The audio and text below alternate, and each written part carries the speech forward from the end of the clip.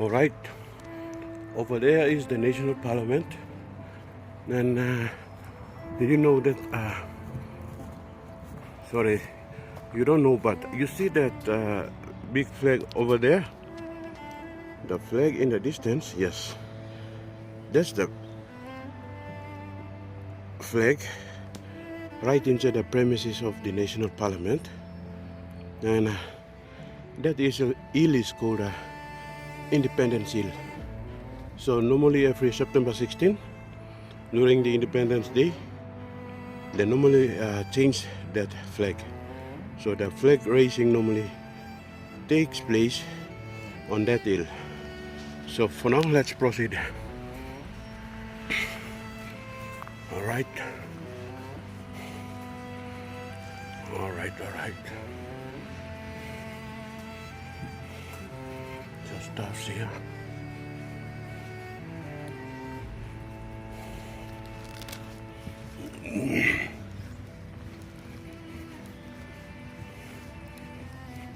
It's a big carving here.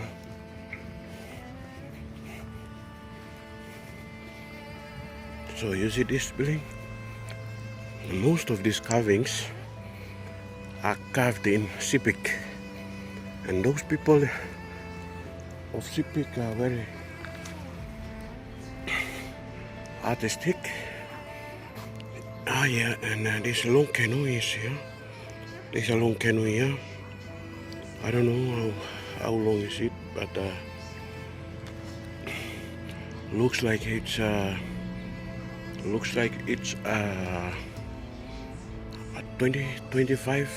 30 meters long.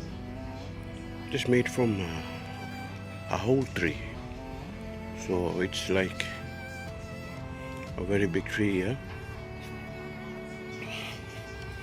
See here, this canoe comes from the Gogodala tribe of Western Province. They normally use this canoe during tribal fights to attack another neighboring tribes or neighboring place. When they want to invade, they normally use this canoe. So yeah, this is the Gogodala canoe of Western Province down in Balimo. So normally this canoe was brought back in 2015, not 15, yeah, 2015, during the Melanesian Arts Festival. So it was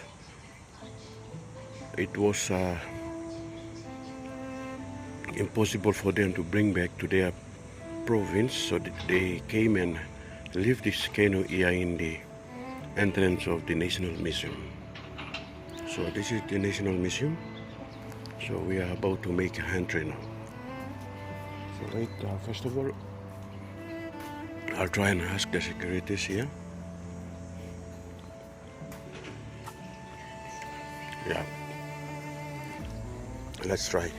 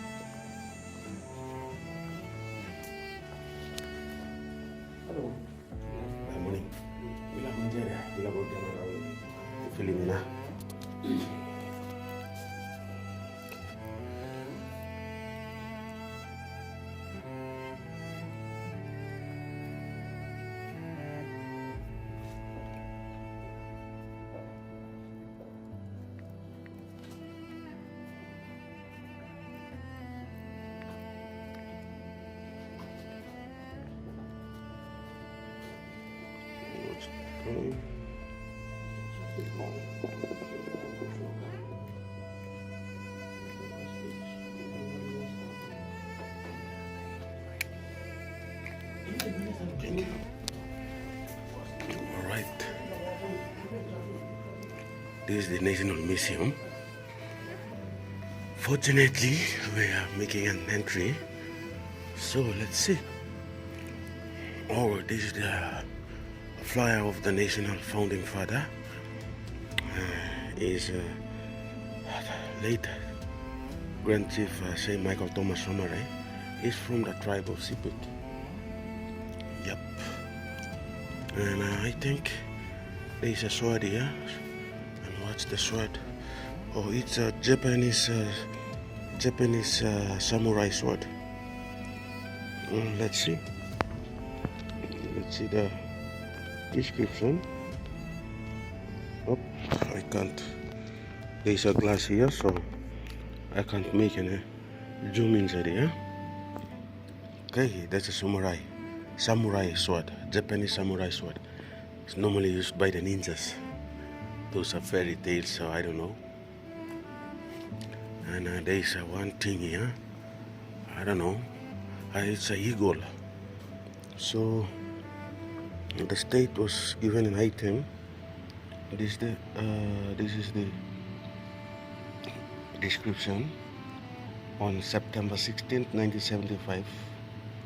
Yep, it was presented in 1975 by the which people. The gift presented PNG upon its independence significant the beginning countries. The gift was presenting countries' heritage, beliefs, tradition, or tribe, and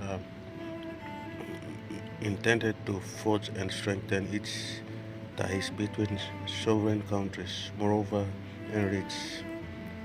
So, Indonesia. It was presented by the Indonesian government during September 16, 1975, and this was the actual presentation. This was the actual presentation in 1975, and this is what was presented by the Indonesian government. Yep. Let's see. There's some carvings here. Outline. Okay. So the carvings. You see, these are made from Quilla, one of the strongest trees in Papua New Guinea. Yep. And there is a crocodile.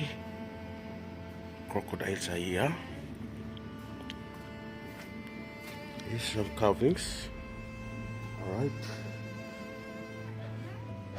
Let's see. Alright.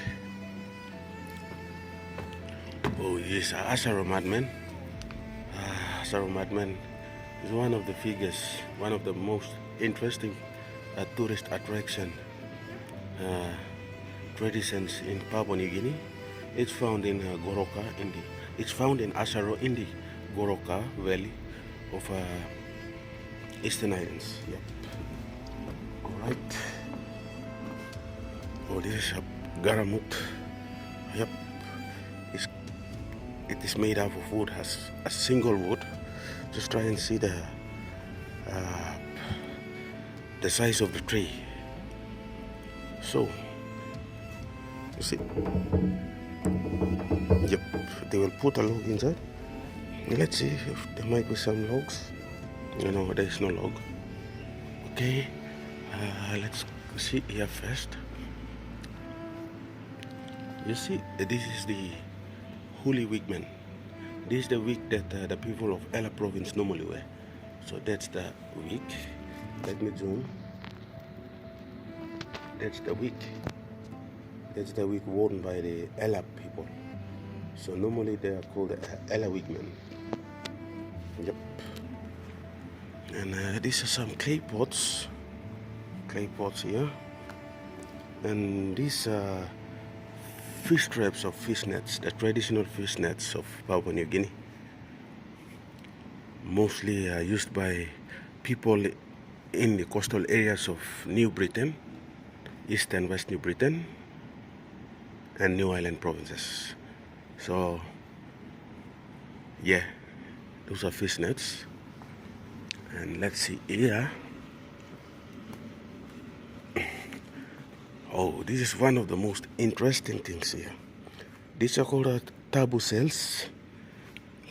Tabu cells or shell money, which is used by the people of East and West New Britain for bride price, for compensation, for payment of goods and services in the past.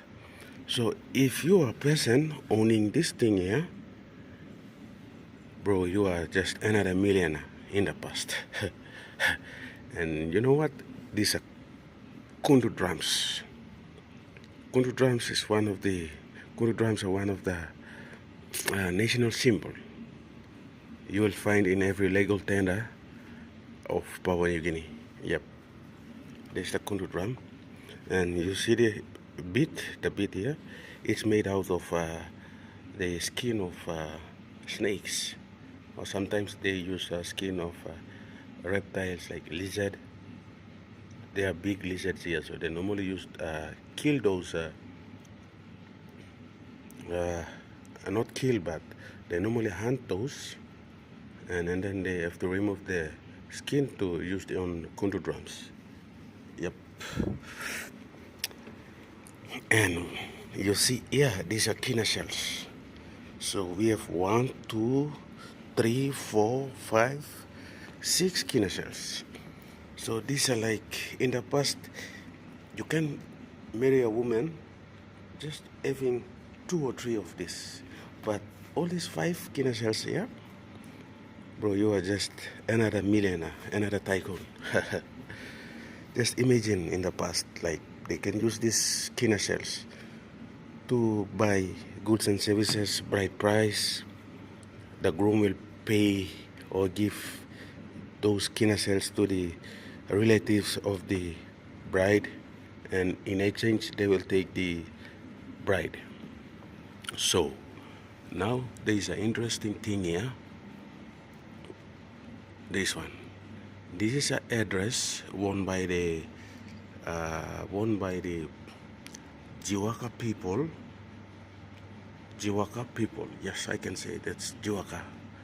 So you see, this is the feather. This is the feather of the bird of paradise, the Saxony bird of paradise, and the orange or the maroon or the red feathers is from the Reggiana bird of paradise. And these are parrots, not just ordinary parrots, but very rare parrots. And these are still the same feathers of this bird of paradise. So the whole feather, the whole headdress is made up of birds. As you can see, there is a bird of paradise feathers here. Oh, there are more kina shells here. These things are very rare in Papua New Guinea. Today, people are no longer making these kina shells. So these are rare. And this is a tapa cloth. It's called a tapa cloth. It's normally made by the people of Popondeta, Oro province. The people of the governor Gary Juva, it's made from his provinces, so that's called a tapa cloth. You see, there's some interesting facts here, some artifacts here, and you know, some interesting stuffs here. There's a baskets made out of cane. Yep, it's made out of cane. And you see on the wall, these are seals used by warriors in the past. During trouble fights, they have to carry these seals to protect themselves from spears, arrows, and even stone axes. These are very strong seals. They come from all over the country, so they collect everything and they come and store here. Yep, these are some of the beautiful paintings, you see. Yep, these are carvings. Oh, you can see that. You see that, this one? These people, they can carve nice carvings, but at the end they will put a little dirty inside. You mean what I'm saying? Yep. You see? These are carvings. These are carving of Batman, I don't know. These are carvings of spirits. The spirits represent, I think it represent individual tribes back in Sipik, the East Sipik and the West Sipik. Yep. You see these seals, raw seals, and there are more carvings here. There are more carvings here. You see? There are more carvings here. This is just another. You see, there is a whole tree here. There's a whole tree here. Wow. There are more carvings here. There are more carvings here. So, this is a symbol of woman inside here. It's a carving. It's a symbol of a woman. It's laid inside a basket. It's a mythical Amite, a female flying fox who was lived out of sight of humans and only left a hiding place to conduct nocturnal activities. Air weight and strength caused the air around air to swirl and thunder as she flew. The trees and coconut palms in air path would bend and sway to air charms and terror, leaving up 10 trees in air wake, knowing the path she had taken during the night. So this thing is called Kinjimbundo. Yeah, Idola is a female spirit of a mother who gives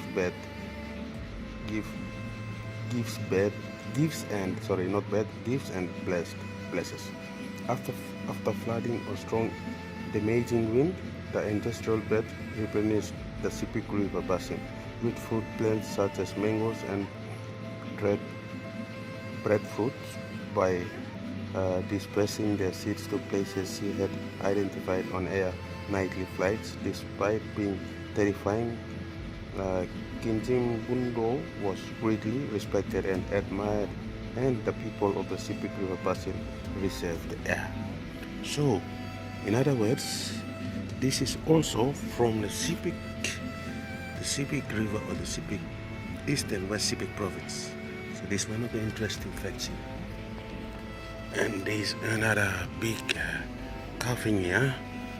I don't know, but it comes from Papua New Guinea. Yep. All right. Let's go and to the other side. All right. Okay. There are more carvings here. There are more carvings. You see? There are more carvings here. So, and these are seals, traditional war seals. As I have mentioned earlier, these seals were used during battles. There are more carvings here. And this is another garamut here. It's called garamut in Papua New Guinea. So let's see if there are some sticks here. Yep, you see? Yep. So this is the I think which way to hold? No, like this. Okay. This is the handle. So you have to put it inside. Yep. I'm just demonstrating it, but there are different styles and patterns of beating this garamut. So each style represent different meanings and different messages. So in the past there were no telephone or communication methods. They normally use this garamut for communicating with the nearby tribes in Papua New Guinea. There is another big one here. Oh, you see here? These are canoe paddles. Come from different places. You see? These are different paddles here. You see? These are different paddles. All right, and there's some bowls here. These are bowls made out of woods and clay. Yep, some are clay pots. Not clay pot, bowls, I think. Yep, and more kundu drum here. These are kundus. So normally, the garamut is normally found along the places along the coastline, and also the kundu drums too. But up in the highlands, places like Mount Hagen, Southern Islands, Ella Province, Goroka, Enga Province, they only have the kundu drum. So they normally beat the kundu drum to send messages, or they normally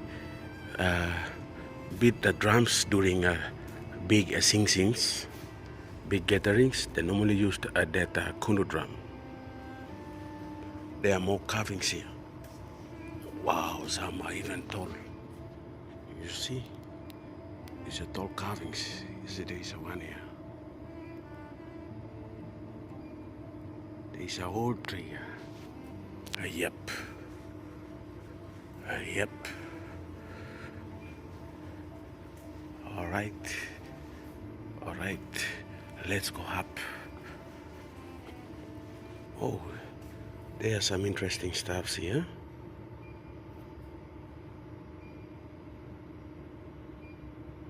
So you see, these things here. There's one here. There's one here. There's one here, and one there. So this, what do you think? What do you think? What comes in your mind when you first saw this? So these are pillows. These are pillows made from wood to support the heads of the dead. So when a person dies, they will need a pillow. So when they wake up after life, in the next life, they won't feel uncomfortable with their neck and the head. So they have to provide pillows for the living. Have to provide pillows for the dead. So these are the pillows used to put under the dead's head or neck. Yep, these are the pillows. All right. There's one interesting thing here. This is a water drinking area, and this is a rock. So the water was stored inside here for drinking for the old village or the old tribe. They have to drink. Sometimes women and children don't drink in this bowl. Yeah. So only the men or the adult males were allowed to drink. Yep. So let's go up. You see, let's go up. The Kokoda Gallery. The Kokoda Gallery. Oh, yep. Some interesting things here.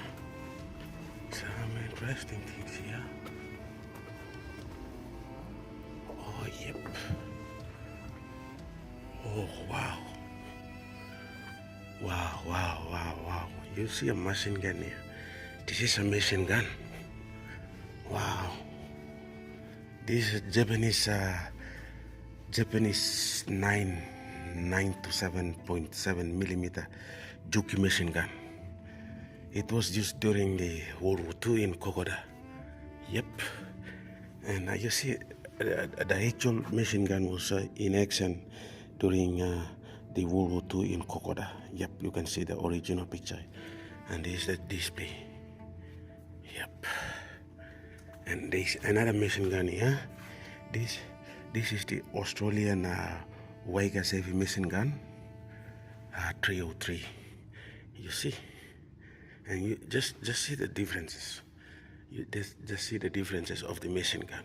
Yeah, this is the Japanese machine gun, and this is the Australian machine gun. So The actual photograph of the machine gun was in action was this one. So yeah, but for now I can say that the Japanese machine gun was more advanced than the Australian machine gun. Just by looking at the appearance. Yep, and some of the firearms are here. Generally, most of them are single shots, and some are sniper rifles. Yep, I think all are U.S. and Australian rifles. You see. Yep, this one's here. All right, there are some here. Oh, this is a Japanese rifle here. These are the Japanese rifle. It's not much. There are only 2 of them, and there's one here. What's the other thing? What's the other thing? Oh, Type 89 50mm grenade discharger with weapon. So actually, this is a grenade discharger. So I think you have to put the grenade up here and throw it, I think. Yep. There is no real picture of it or of the grenade attached in use, so I can't say much on that. But this is the thing. Yep. And let's start here. Okay. This is the Australian Army uniform. This is the original Australian Army uniform. Even the boots, the uniform, these are from World War II. And this is the Japanese Army uniform. All are from World War II. This is the original. Yep. And also there are some kits here. I think these are backpacks. This British Army steel helmet. This is the Japanese Imperial Army helmet, Type 92 helmet. And this one was supplied by the British Commonwealth. I mean, all the countries come under the British monarch or the Commonwealth. They wear this type of helmet. So mostly it's represent Britain. So this is a Australian Army kit. There is a water bottle here, some medical first aid kit bag here, and these are some of the bags that I think some uniforms are inside there. Yep. And what's this? Oh, this teleradio transmitter. Yep, I think the actual photo is here. It was in use. You see Billy Bennett operating an hour 3BZ teleradio March 1943. It was during the war, so yep, this is the actual. Yep. And these are pictures of local Papua New Guineans during the war and after the war. Wow. You see.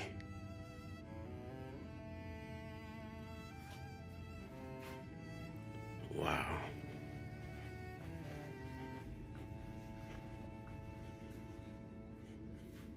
So this is the actual map of Papua New Guinea. So where the 3 battles took place in Papua New Guinea: the Battle of Bismarck, the Battle of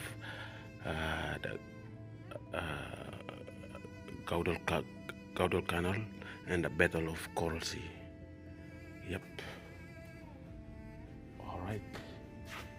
Oh, there is a. Yep. I think we should see some of this. There are some soldiers there. Wow. These are the actual footage during the war.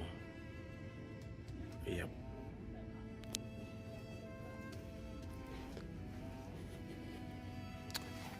These are the awards of one of the soldier.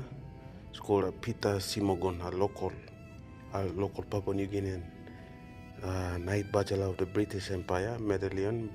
He got the Knight Bachelor of the British Empire Medal, World War II Pacific Service Group, Australian Service Medal, Queen Elizabeth Coronation Medal, and PNG Independence Medal. Wow, interesting. So these shirts here are the medals won by Corporal Sala, and these medals here are won by this 1, 2, 3, 4, 5 medals here won by Sergeant Major Katau, and these are won by Sergeant Major Golpak, and this Sergeant Kari, Sergeant Laking Wagu, Sergeant Bengari, and Sergeant Benjamin Moide. It's one of the story wrote by Ben Moide, Sergeant Ben Moide. Yep, there are more. Yeah, there are more medals here. Yep, one of the famous sisters in here, an amazing sister, Maigoru. Wow, you see, if you are from Papua New Guinea and if you haven't seen this history here, you have to come to the National Museum. Yep, you have to come to the National Museum, and you can see here, this is Sergeant Benjamin Moide, this one here. All right.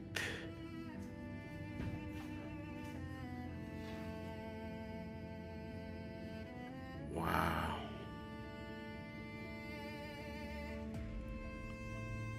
Look how tough and strong and tall these guys were. Wow.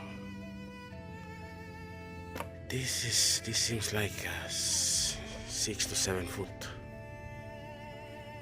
It's barefoot, but he's very tall. Wow. And this one here look like a cannon. Yep, machine. It's like a cannon here. Yep. And oh yep, this is a Willis Jeep. It's one of the American Jeeps used in World War II here in Papua New Guinea, up in Crocodile Creek. And these are some of the remains recovered up in Kokoda. It was used during the World War II. All right. Wow, these are Australian Army supplies. Not Australian only, this is Japanese bayonet here. Right. These are sniper bullets. Right. These are 45 caliber Thompson machine gun ammo here. This one. Wow. Yep, there's a machine gun here. Owens machine gun used by the Australian Defense Force during World War II. Look at the magazine. The magazine is right above. All right. And there are more here. Looks like Australian supplies. I mean, Australian army equipment. Yep. You see.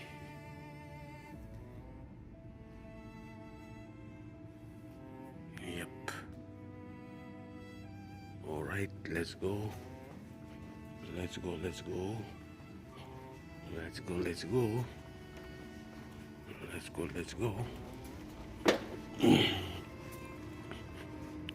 You see,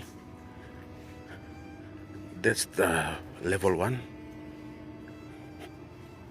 Yeah.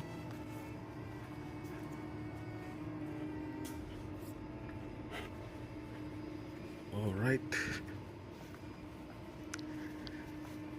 And these are clay pots. This is the famous lapita pottery. Lapita pottery. Wow. It's one of the oldest potteries in the world. The lapita pottery. Yep, the remains of the lapita pottery. Yeah. These are all different types of lapita pottery. Yep. Let's see here. Wow. These are clay pots, yeah? Clay pots. Come under the lapita pottery family. And these are, if you are from Western Islands in Mount Hagen, you must be proud because these digging sticks were found in the Cook area, which was dated back 50,000 years old. So if you are from Cook, you must be very happy because the first human signs and first farming sign was found in Mount Hagen in the Western Islands province. So these are the digging sticks found by archaeological ecologists in Papua New Guinea. It's dated back to 50,000 years ago. Yep. And these are some of the stone axes. Yep. I don't know the other stones, but this is what's the name of the stone? I forgot the name of the stone. Obsidian. This is made from the obsidian. Yep, you can see here. These are the blades of stone axes made from the obsidian rock. You see?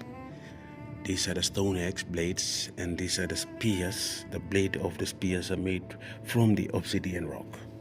And you see here, there's a water bottle, or I think it must have been used for medicine purposes. And you see those equipment. I mean, this one here is made out of stone. Just remember how they gave they make the dish type shape. I mean, just imagine how they dug up the stone itself.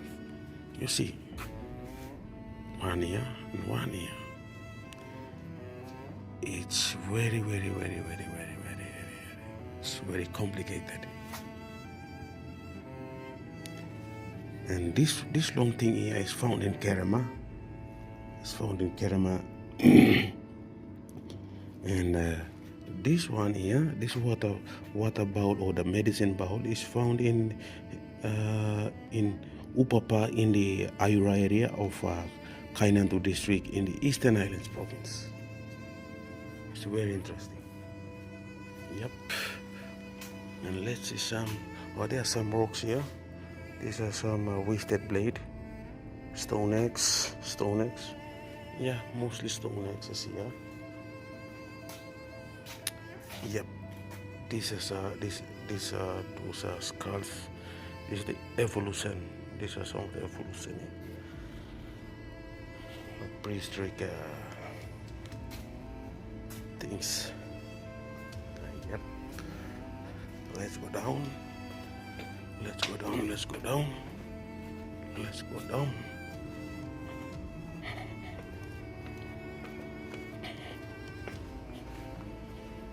Let's go down. There are more carvings here. Carvings here.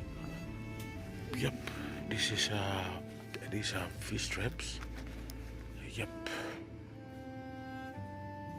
these are fish traps. Most of them are fish traps. Yep. I'll come to that ship or the boat later. Let's check this one. These are fish traps. All are fish traps. Yep. And you see this one. This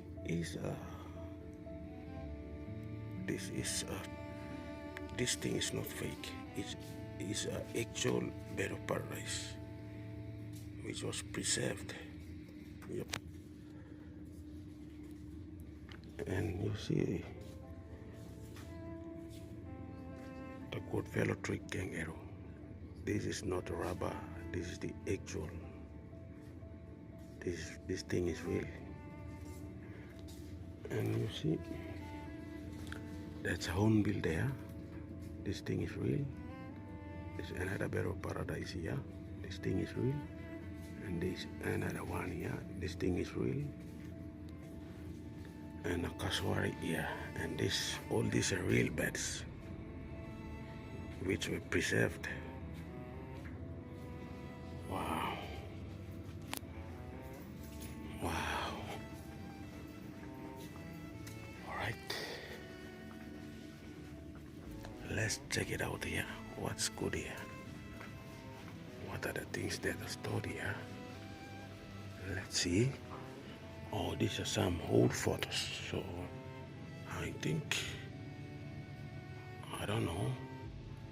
We'll just look around. Yep. Yep.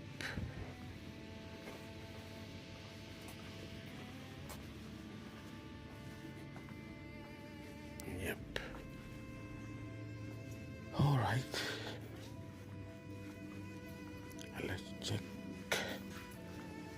Let's check here. Oh, we came the wrong way, but it's okay. We'll check more of these things here.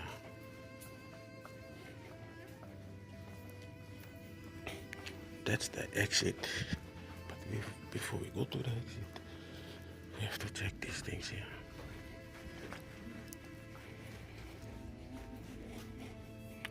It's a bags.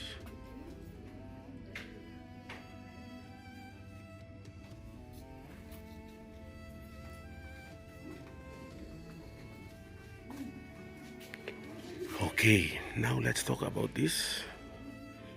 You see this here? This is a boat which was used by the people of the Motuan people, one of the biggest tribes in Papua New Guinea. They were the first people to trade in Papua New Guinea, and that trade is called, or that expedition is called, the Iri trade. So all the men have to go for a long voyage. They will be out in the sea for months. They normally bring like seafoods, like fish, crabs, any type of seafoods to other parts of Papua New Guinea or some other neighboring Pacific Islands, and they will go and trade for like yams, sago, and things that they don't have.